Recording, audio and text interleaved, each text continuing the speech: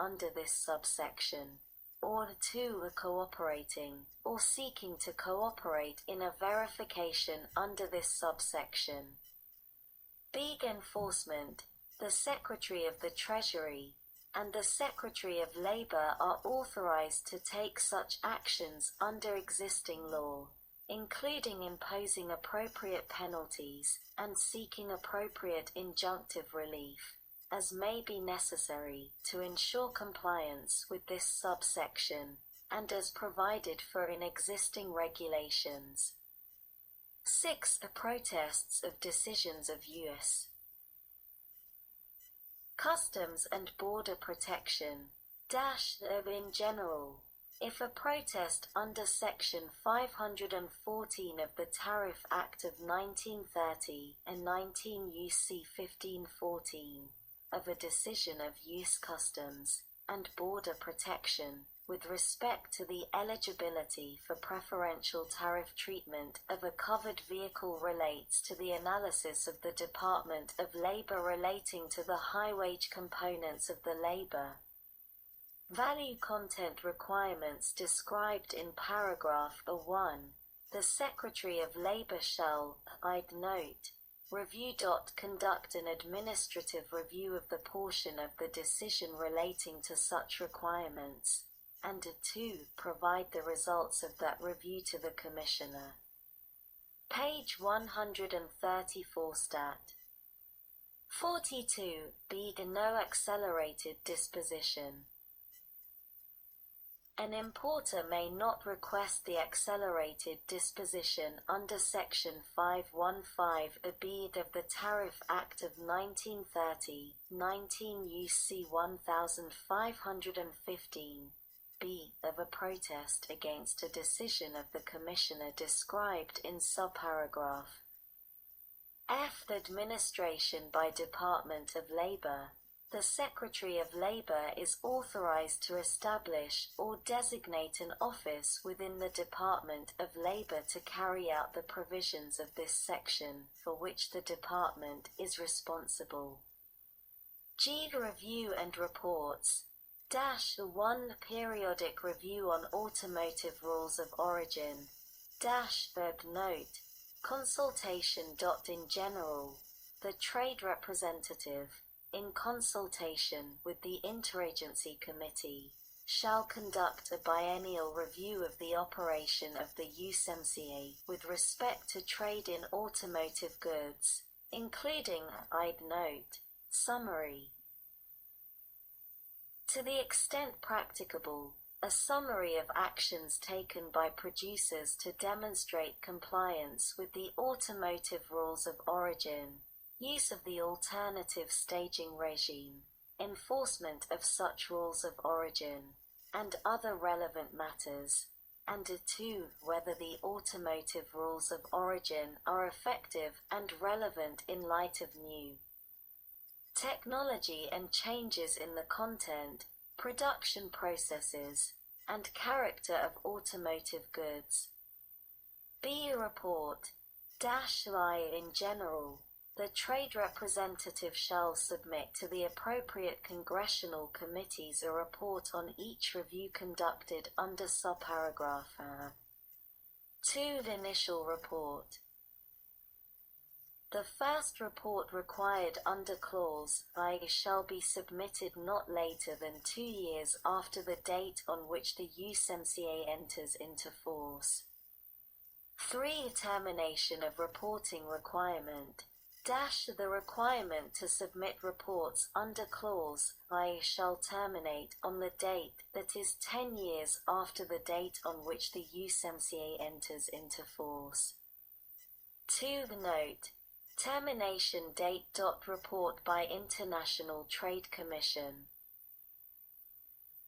Not later than 1 year after the submission of the first report required by paragraph 1b, and every 2 years thereafter until the date that is 12 years after the date on which the USMCA enters into force. The International Trade Commission shall submit to the appropriate congressional committees, and the President a report on The economic impact of the automotive rules of origin on I. The gross domestic product of the United States. 2. Exports from and imports into the United States. 3. Aggregate employment and employment opportunities in the United States. 4. Production, investment, use of productive facilities, and profit levels in the automotive industries and other pertinent industries in the United States affected by the automotive rules of origin. V. Wages and employment of workers in the automotive sector in the United States. And page 134 stat. 43.6 are the interests of consumers in the United States. B. The operation of the automotive rules of origin, and their effects on the competitiveness of the United States with respect to production and trade in automotive goods, taking into account developments in technology, production processes, or other related matters. See whether the automotive rules of origin are relevant in light of technological changes in the United States. And indeed such other matters as the International Trade Commission considers relevant to the economic impact of the automotive rules of origin, including prices, sales, inventories, patterns of demand, capital investment, obsolescence of equipment, and diversification of production in the United States. 3. A report by Comptroller General, not later than 4 years after the date on which the USMCA enters into force, the Comptroller General of the United States shall submit to the Committee on Appropriations and the Committee on Ways and Means of the House of Representatives and the Committee on Appropriations and the Committee on Finance of the Senate a report assessing the effectiveness of United States government interagency coordination on implementation, enforcement, and verification of the automotive rules of origin and the customs procedures of the USMCA with respect to automotive goods. 4. Public participation. Before submitting a report under paragraph 1b or 2, the agency responsible for the report shall solicit information relating to matters that will be addressed in the report from producers of automotive goods, labor organizations, and other interested parties. B. Provide for an opportunity for the submission of comments, orally or in writing, from members of the public relating to such matters. And a seed note, public information, web posting. After submitting the report, post a version of the report appropriate for public viewing on a publicly available Internet website for the agency. H. The effective date. This section shall 1. Take effect on the date of the enactment of this Act, and 2. Apply with respect to goods entered or withdrawn from warehouse for consumption on or after the date on which the USMCA enters into force. Sec. 203. Merchandise processing fee. A. In general, Section 13031. B-10 of the Consolidated Omnibus Budget Reconciliation Act of 1985, 19 U.C. 58C of B-10 is amended by striking subparagraph B and inserting the following. B. No fee may be charged under paragraph 9 or 10 of subsection A. With respect to goods that qualify as originating goods under Section 202 of the United States-Mexico-Canada Agreement Implementation Act or qualify for duty-free treatment under Annex 6 of the USMCA, as defined in Section 3 of that Act. Any service for which an exemption from such fee is provided, page 134 stat. 44. By reason of this paragraph may not be funded with money contained in the customs user fee account. B. The note 19 U.S.C. 58C note. Effective date -1 in general. The amendment made by subsection and A shall take effect on the date on which the USMCA enters into force, and B apply with respect to a good entered or released on or after that date. 2. Transition from Nafta treatment.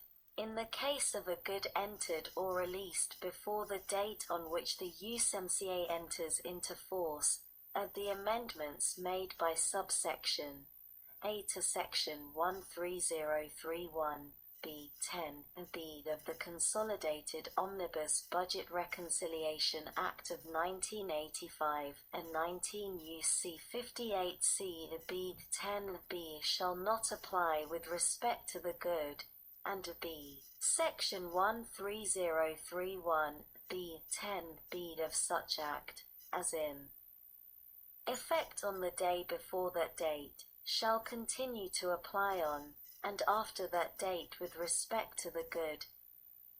3. Entered or released defined.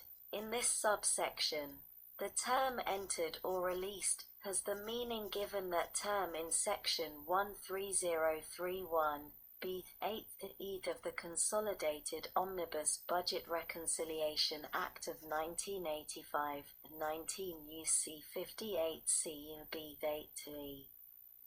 Sec. 204. Disclosure of incorrect information, false certifications of origin, denial of preferential tariff treatment. A. Disclosure of incorrect information. Section 592 of the Tariff Act of 1930, 19 U.C. 1592, is amended, 1. In subsection C, by striking paragraph 5, and inserting the following. 5. Prior disclosure regarding claims under the USMCA. An importer shall not be subject to penalties under subsection A for making an incorrect claim that a good qualifies as an originating good under Section 202 of the United States-Mexico Canada Agreement Implementation Act if the importer, in accordance with regulations prescribed by the Secretary of the Treasury, promptly makes a corrected declaration, and pays any duties owing with respect to that good. And 2. By striking subsection F and inserting the following. F. False certifications of origin under the USMCA.-1 in general, subject to paragraph 2. It is unlawful for any person to certify falsely, by fraud, gross negligence, or negligence, in a USMCA certification of origin, as such term is defined in Section 508 of this Act, that a good exported from the United States qualifies as an originating good under the rules of origin provided for in Section 202 of the United States-Mexico-Canada Agreement Implementation Act.